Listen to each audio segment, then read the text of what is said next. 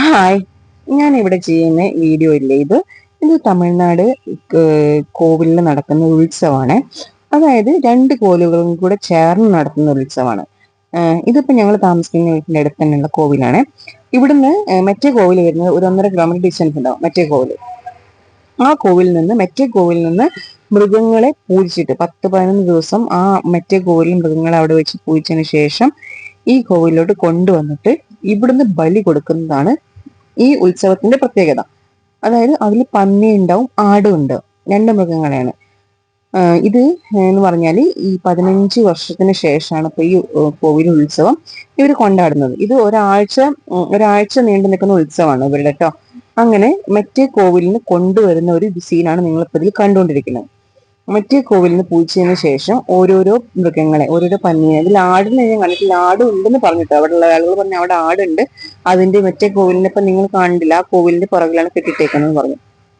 ഈ പന്നീനെ ഇവരെന്ത് ചെയ്യാന്നറിയോ, മറ്റേ കോവിലിന് ഈ റോഡിലൂടെ നടത്തിച്ച് കൊണ്ടുവരിക, നടത്തിനെ പിടിച്ച് വലിച്ച് 4-5 പേരാണ് ഒരു പന്നീനെ പിടിച്ചിട്ട് കൊണ്ടുവരുന്നത് കേട്ടോ. അത് കൊണ്ടുവരുന്ന സമയത്ത് തന്നെ അതിന്റെ മേലെ ഒത്തിരി വെള്ളം ഒഴിക്കും, തൂക്കുകൾ.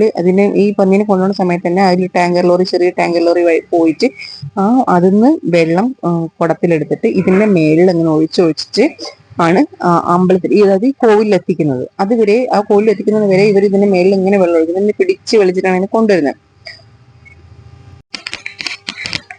അങ്ങനെ ഇതേ അമ്പലത്തിൽ ഒത്തിരി പേരുണ്ട് കേട്ടോ, ഒരുപാട് ആളുകളുണ്ട്. പിന്നെ അവിടെ കുറച്ച് ചേച്ചിമാരൊക്കെ ഉണ്ട്, ഈ വളകൾ വിൽക്കാൻ വേണ്ടിയുള്ള കുറച്ച് ചേച്ചിമാരുണ്ട്. ഇനിയിപ്പം ഇവരെന്താ ചെയ്യാൻ പോകുന്ന വെച്ചാൽ ഇതിനെ ഈ അമ്പലത്തിന്റെ നടക്കിൽ വെച്ചിട്ട് തന്നെ, അതായത് അമ്പലത്തിന്റെ മുൻവശമാണ് ഇപ്പൊ കാണുന്നത്, ആ മഞ്ഞ കയറിന്റെ അപ്പുറത്ത് വെച്ചിട്ട് അതിന് ഒരു ശൂലമുണ്ട്, രണ്ട് ശൂലം അവരത് പൂജിക്കാൻ വേണ്ടി വെച്ചിട്ടുണ്ട്. ആ ശൂലം പൂജിച്ച് കൊണ്ടുവന്നതിന് ശേഷം ശൂലം വെച്ചിട്ട് ഇതിനെ ഏതൊരു പാർട്ടിൽ, കഴുത്തിന്റെ അങ്ങനെ ഒരു പാർട്ടിൽ അതിനെ കുത്തിയിട്ട് അങ്ങനെ കൊല്ലുക ചെയ്യാം. എന്നിട്ട് ഇവരെന്ത് ചെയ്യും, അവിടെ ഒരു കണലില്ലേ, തീക്കണൽ ഉണ്ടാക്കിയിട്ട് അതിൽ കണ്ട ആ ശൂലം കൊണ്ടുവന്നുണ്ട്, ആ ശൂലം വെച്ചിട്ട് അതിനെ കുത്തുക.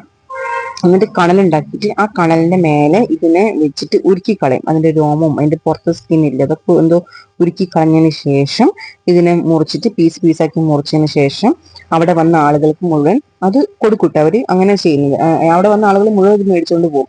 പക്ഷെ ഞാൻ അതിന്റെ വീഡിയോസ് ഒന്നും എടുത്തിട്ടില്ല, നമുക്ക് യൂട്യൂബിലൊന്നും അലൗഡ് അല്ല, എടുക്കാൻ പറ്റില്ല ഒന്നും, അങ്ങനെ അതൊന്നും ഞാൻ എടുത്തിട്ടില്ല. ഇതില് ഇവിടെ മൃഗങ്ങള് ബലി കൊടുക്കുന്നത് 20 എണ്ണത്തിന്റെ മേളിൽ വന്നിട്ടുണ്ട് കേട്ടോ. അത് പിന്നെ ആടും ഉണ്ട്. പിന്നെ പറഞ്ഞാൽ ഇവര് 15 വർഷങ്ങൾക്ക് ശേഷമാണ് ഈ ഉത്സവം ഇവിടെ കൊണ്ടാടുന്നത്.